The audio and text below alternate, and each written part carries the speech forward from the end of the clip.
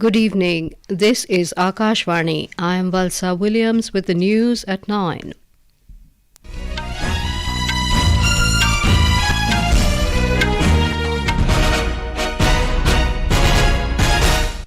The headlines. Prime Minister Narendra Modi to inaugurate and lay foundation stone of several development projects worth over 15,000 crore rupees at Ayodhya in Uttar Pradesh tomorrow.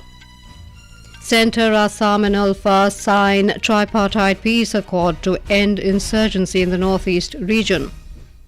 Environment Minister Bhupender Yadav launches National Transit Pass System to facilitate seamless transit of timber, bamboo and other forest produce across the country. Centre increases rate of interest on two small savings schemes for January to March 2024 quarter by up to 20 basis points. And dense fog disrupts normal life in North Indian states.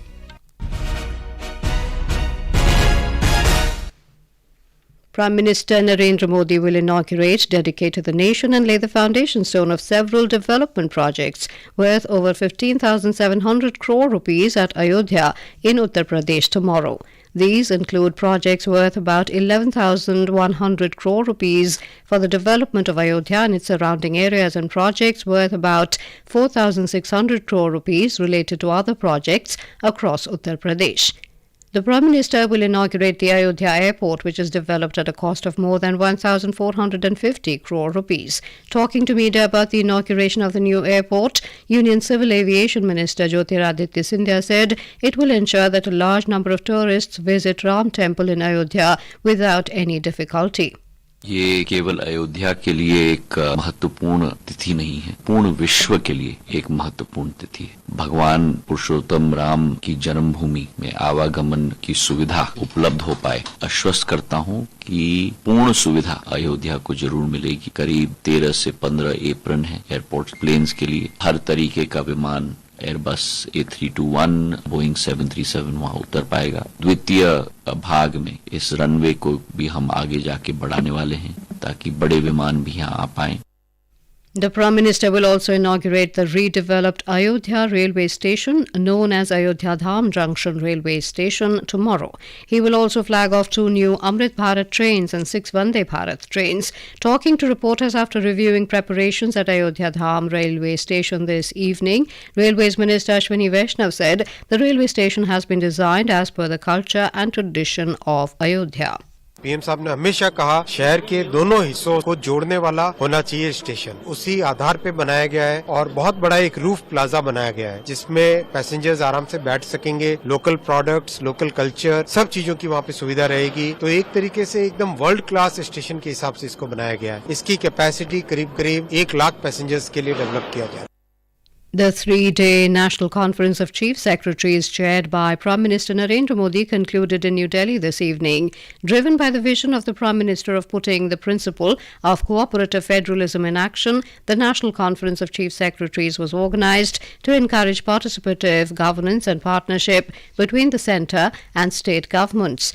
The conference witnessed participation of more than 200 people, including representatives of the central government, chief secretaries and other senior officials of all states and union territories. The conference laid the ground for collaborative action to achieve a better quality of life for both rural and urban populations by strengthening the delivery mechanisms of government interventions. The key focus area of the conference was ease of living and the implementation of a common development agenda in partnership with the states.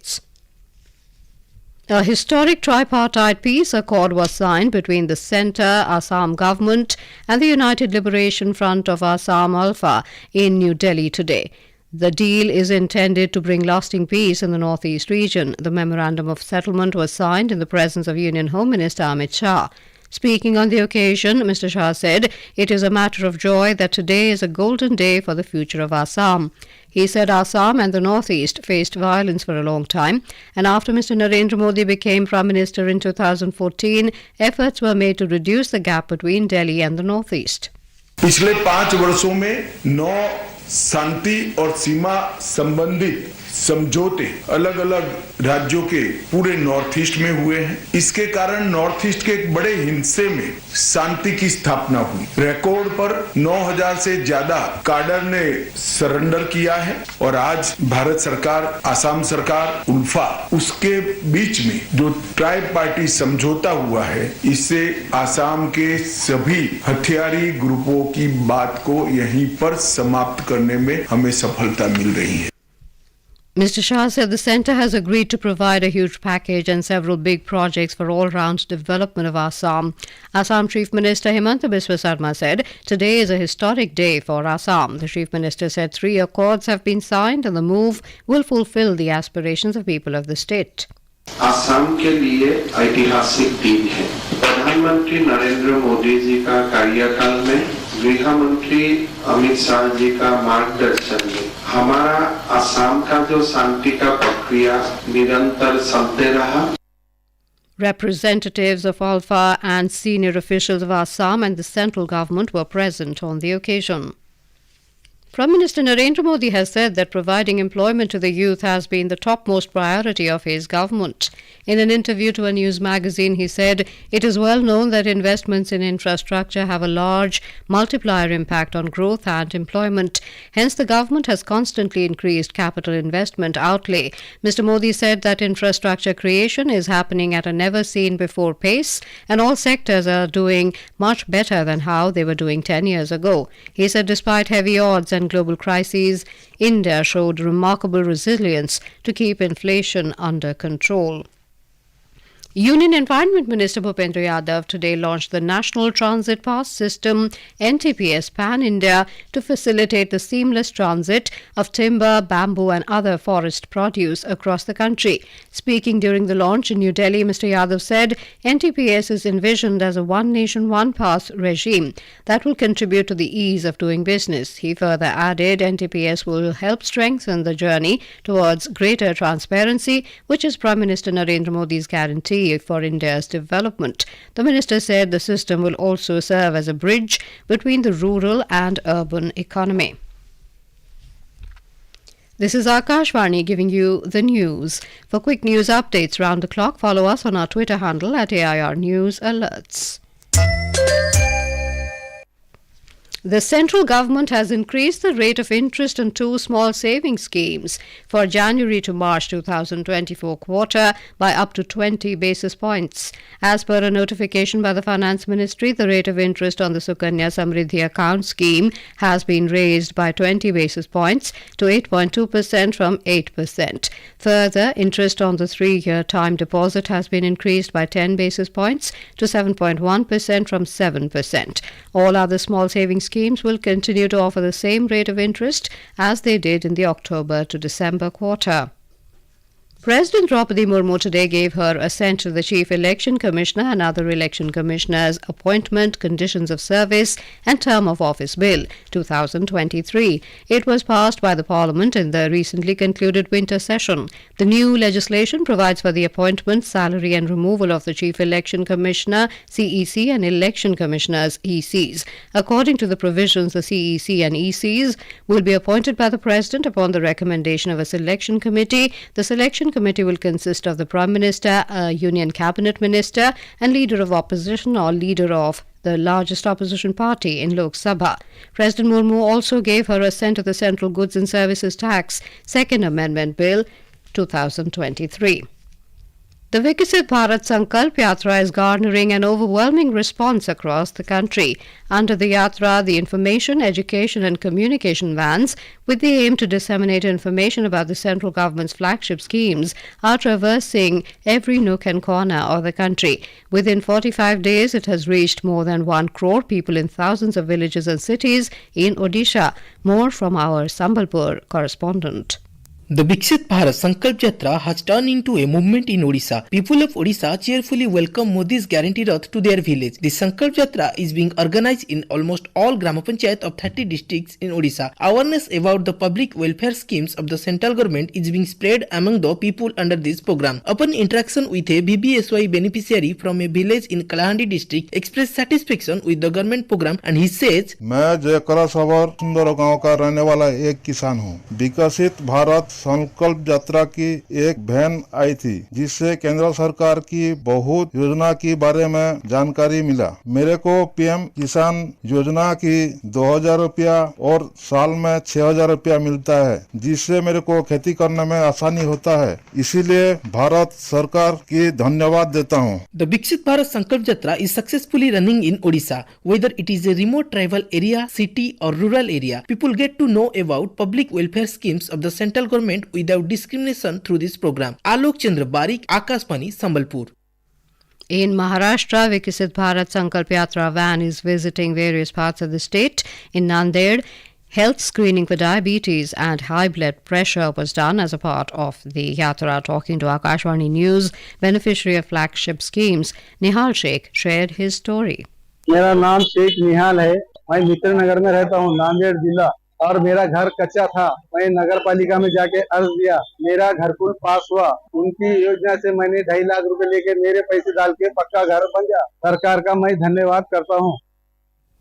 Union Minister of Health and Family Welfare Dr. Mansukh Mandavia participated in the Viksit Bharat Sankalp Yatra held at Mamilapalli village of Guntur district, Andhra Pradesh today. He distributed benefits of central schemes like Ujjwala, Ayushman Bharat cards to the beneficiaries.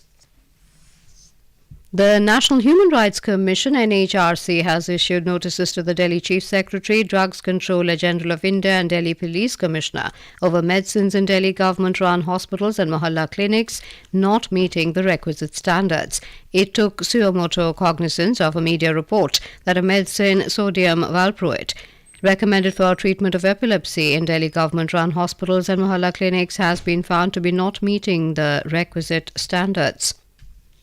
On a Qatar court commuting the death sentence of 8 Indian former Navy personnel, Ministry of External Affairs MEA today said the sentences have been reduced, but it does not have any additional information to share until it gets to see the detailed judgment. Briefing media in New Delhi this evening, MEA spokesperson Arindam Bagchi said the interests of Indians and their family members is the government's foremost concern. जब तक हम judgement खुद न देख पाए, हमारी legal team न देख पाए, और कुछ टिप्पणी इसमें नहीं करना चाहूंगा। जो सेंटेंस है उसको रिड्यूस किया गया है, ये जजमेंट दिया गया था। अगला स्टेप्स डिस्कस करेंगे लीगल टीम के साथ, उनके फैमिलीज के साथ। उन सबके हित के लिए हमारा सबसे सर्वाधिक कंसर्न हमारे उनके बारे में है। तो उस दृष्टिकोण से हम अभी थोड़ा वेट करते हैं जब तक जजमेंट हम देख पाए। On the aircraft with Indian passengers that was grounded in France for 4 days over suspected human trafficking, Mr. Bagchi said it was grounded during a technical halt near Paris and a few Indians stayed back there. He said this is being dealt by French authorities as per their local laws. The spokesperson said if the Indians who are there require any assistance from the MEA, it would extend consular assistance. On a media query on extradition request to Pakistan to hand over 2611 mastermind Hafiz Saeed, Mr. Bagchi said the person in question is wanted in numerous cases in India and he is also a UN-proscribed terrorist.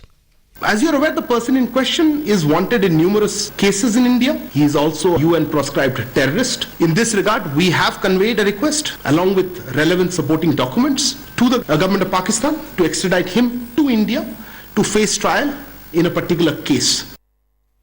Dense fog continued to engulf several states of northern India today as people grappled with winter chills. The India Meteorological Department (IMD) has forecast that dense to very dense fog conditions will continue across North India for the next 2 to 3 days. It said the cold day conditions will persist in parts of Delhi, Rajasthan, Uttar Pradesh, Punjab, Haryana and Jammu and Kashmir. Dense fog conditions have heavily impacted transport services, severely affecting flights and train operations that have been marred by multiple cancellations and delays. As per the Northern Railways, 11 trains arrived late in national capital Delhi due to foggy conditions.